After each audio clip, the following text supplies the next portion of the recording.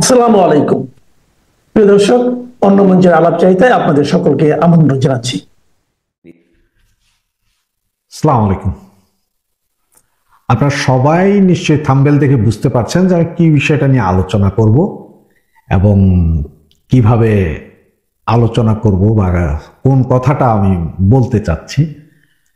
আপনারা থাম্বনেলে দেখেছেন যে আমাদের সেনাপ্রধান জনাব ওয়াকা নাকি আমাদের প্রধানমন্ত্রী, আমাদের মাননীয় নেত্রী, প্রাণপ্রিয় নেত্রী, বঙ্গবন্ধু কন্যা জননেত্রী শেখ হাসিনার সাথে কথা বলার জন্য উদ্গ্রীব হয়ে আছেন। খবরটা আসলে আমি আরো একদিন আগে পেয়েছিলাম, কিন্তু শিওর হতে পারিনি যে আসলে কি এটা কি ফলস নিউজ নাকি নিউজ, সত্য নিউজ তা জানার জন্য সর্বশেষ গত 1 ঘন্টা আগে আমি যতটুকু জানতে পারলাম তাতে হচ্ছে যে আমাদের এই সেনাপ্রধান তিনি নাকি আমাদের প্রধানমন্ত্রী, মাননীয় প্রধানমন্ত্রীর সাথে কথা বলার জন্য ইন্ডিয়ার সামরিক বাহিনীর প্রধানকে ফোন দিয়েছিলেন এবং ফোন দিয়ে উনি বলেছেন যে যে কোনো উপায়ে হোক, যে কোনো ভাবে হোক তাকে যাতে আমাদের মাননীয় প্রধানমন্ত্রী বঙ্গবন্ধু কন্যা শেখ হাসিনার সাথে অন্তত 1টা মিনিট কথা বলার সুযোগ করে দেয়। কারণ ওনার কাছে নাকি যে সমস্ত নাম্বার আছে সেই সমস্ত নাম্বারে উনি অনেক ট্রাই করেছেন, কিন্তু কোনো কাজ হয়নি। সর্বশেষ উনি নাকি ইস্তোনিয়ার একটা নাম্বার, ইস্তোনিয়াটা আসলে হচ্ছে যে এটা আপনার ইস্ট ইউরোপের দিকে, ইউরোপ থেকে ইস্ট ইউরোপের দিকে, ইস্টোনিয়া, লাটভিয়া এগুলো। তো ইস্তোনিয়ার একটা নাম্বার থেকে আমি পুরো নাম্বারটা আপনাদের বলছি না, শুধু কান্ট্রি কোডটা বলে দিচ্ছি, 372। তো আপনারা অনেকে যারা হয়তো আমাদের মাননীয় প্রধানমন্ত্রীর সাথে কথা বলেছেন বা কথা বলেন তারা হয়তো জানতে পারেন যে এই কোড দিয়ে বা ইস্তোনিয়ার কোনো নাম্বারে আপনারা কথা বলেন কিনা। আমি যেহেতু আজ পর্যন্ত কখনো কথা বলিনি, সুতরাং আমি এই বিষয়টাতে জানি না যে উনি কোন নাম্বার ব্যবহার করেন, কিভাবে ব্যবহার করেন তাও জানি। আমাদের সেনাপ্রধান নাকি সেই ইন্ডিয়ান চিফকে বলেছেন, সেনা চিফকে বলেছেন যে উনি এই নাম্বারটাতে বেশ কিছু মেসেজ দিয়েছেন। 3 দিন যাবৎ মেসেজ কি সিন হচ্ছে কি হচ্ছে না তাও বোঝা যাচ্ছে না। উনি ফোন দিলে এই ফোনও বন্ধ পাওয়া যাচ্ছে এবং ওনার মেসেজের কোনো রিপ্লাই আসছে না। উনি যে কোনো উপায়ে আমাদের মাননীয় প্রধানমন্ত্রী বঙ্গকন্যা শেখ হাসিনার সাথে 1টা মিনিটের জন্য কথা বলতে চান।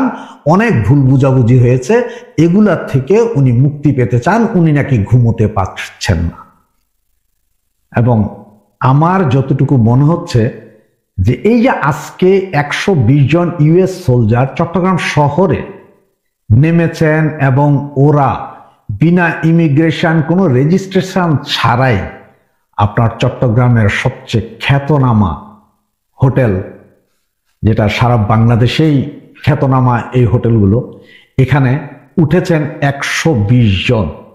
এটা আপনারা সবাই জানেন অলরেডি। গতকাল থেকে এটা সমস্ত ফেসবুকে ছেয়ে গিয়েছিল। এই ভিডিওটা আমি প্রথম পাওয়ার পরেই ফেসবুকে দিলাম, এরপর লক্ষ লক্ষ আপনার শেয়ার হয়েছে, বিভিন্ন জন ডাউনলোড করেও দিয়েছে, সুতরাং আপনারা সবাই জানেন। তো এই 120 জন সেনা কর্মকর্তা কি দরকার এই মুহূর্তে? এর আগেরই আছে প্রায় 1,500 সেনা, ইউএস সেনা।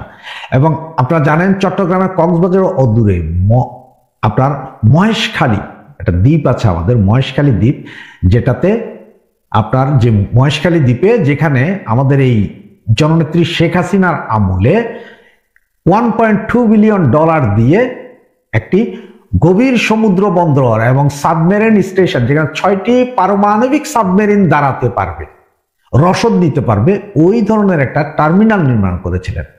এবং এটা এত গভীরে যে এই গভীরতায় যদি কোনো সাবমেরিন চলে যায়, পৃথিবীর কোনো পারমাণবিক বোমা দিয়েও এই সাবমেরিন কিছু করতে পারে না। ওই জায়গাটা পুরোটা সেনাবাহিনী, আমেরিকান সোলজারদের হাতে। তার কারণটা কি? আপনাদের কি মনে হয় না যে এইসব কারণে সবকিছু দেখে এবং উনি খুব ভয়ে ভীত হয়েই উনি ফোন দিয়েছেন যে শেখ হাসিনা ছাড়া মনে হয় আর বাঁচার কোনো উপায় নেই, সুতরাং আমি এখন শেখ হাসিনার সাথে কথা বলি। তার কারণ হচ্ছে যে আমাদের জননেত্রী শেখ হাসিনা একসময় বলেছিলেন, বারবার বলেছিলেন, সাদা চামড়ার একজন বা বেশ কিছু লোক আমাকে সেন্ট মার্টিন দিয়ে দিতে বলে, বঙ্গোপসাগরে দিয়ে দিতে বলে, যদি দিয়ে দিতে পারি আমি ক্ষমতায় থাকতে পারবো। আজকে কি সেটারই পুনরাবৃত্তি হচ্ছে না? এই 120 জন সেনাবাহিনীর এইসব লোক, এরা কারা? এবং সবচেয়ে ইন্টারেস্টিং খবর আরেকটি, সেটি হচ্ছে যে ডক্টর আসিফ নজরুল সাহেব, উনি ফোন দিয়েছিলেন ইন্ডিয়ান পররাষ্ট্র সচিবকে। উনি তাকে অনুরোধ করেছেন যে যে কোনো উপায়ে হোক বা যে কোনো ভাবে হোক ওনার সেফ এক্সিটের ব্যবস্থা করার জন্য। এখন আপনারা হয়তো অনেকে বলতে পারেন যে ভাই উনি তো বাংলাদেশে আছে, ওনার কি সেফ এক্সিট, ওনার কেন সেফ এক্সিট দরকার?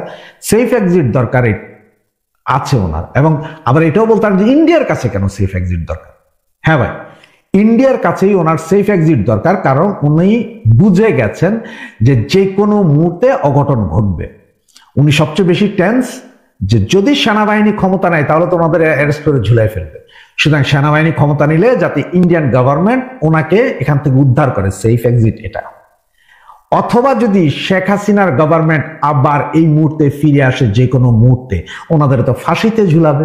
সুতরাং ওনার সেফ এক্সিট দরকার, এবং এটা করতে পারে একমাত্র ইন্ডিয়া, আর কেউ না। যার কারণে উনি ইন্ডিয়ান পররাষ্ট্র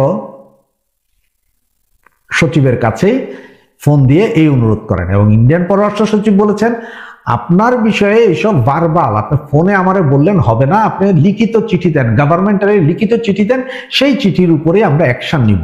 সেই চিঠি যদি না দিতে পারেন, এসব মুখের কথায় আমরা কিছুই করতে পারবো না, আপনি লিখিত চিঠি দেন, আমরা বিবেচনা করব। সবচেয়ে মজার কাহিনী এগুলো। তাহলে সেনাপ্রধান কেন এত ব্যতিব্যস্ত আমাদের নেত্রীর সাথে কথা বলার জন্য? সেনাপ্রধানের আবার কি পরিকল্পনা আছে?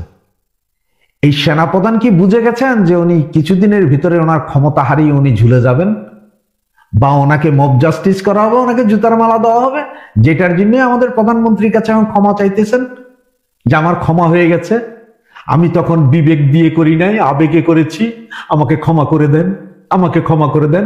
তোকে কি ক্ষমা করা যাবে? ওকে কি ক্ষমা করা যাবে? ওকে ক্ষমা করা যাবে না। ওদের সবার মনে ভয় ঢুকে গেছে যে আওয়ামী লীগের এইসব মিছিল দেখে, এবং যেইভাবে আওয়ামী লীগ গেরিলা কায়দায় তাদের সহকর্মীদেরকে ধরার পরে ছিনিয়ে নিয়ে আসছে, তাতে সেনা, পুলিশ, এই সরকার, গোয়েন্দা বিভাগ সবার কাছে খবর হয়ে গেছে যে কিছু একটা হচ্ছে বা হবে, এবং আগামী 72 ঘন্টার ভিতরে আরো অনেক কিছু হবে, যা আমি আপনাদের সামনে তড়িৎ বেগে নিয়ে আসার চেষ্টা করব। জয় বাংলা, জয় বঙ্গবন্ধু। আওয়ামী লীগ কোনো দোষ করেনি, কোনো অন্যায় করেনি, কিন্তু জিওপলিটিক্সের কারণে আজকে আওয়ামী লীগ ছিন্ন বিচ্ছিন্ন, এবং কিছু হিংস্র শকুন যারা আজকে আমাদের আওয়ামী লীগের নেতা কর্মী, আমার ভাইদের মাংস ছিঁড়ে খাচ্ছে। একটা জিনিস আপনাদেরকে একটু বলি, যে শেখ হাসিনা যে আসবেন সেটা যেমন সত্য, এবং শেখ হাসিনা যে এখনো প্রধানমন্ত্রী সেটাও সত্য।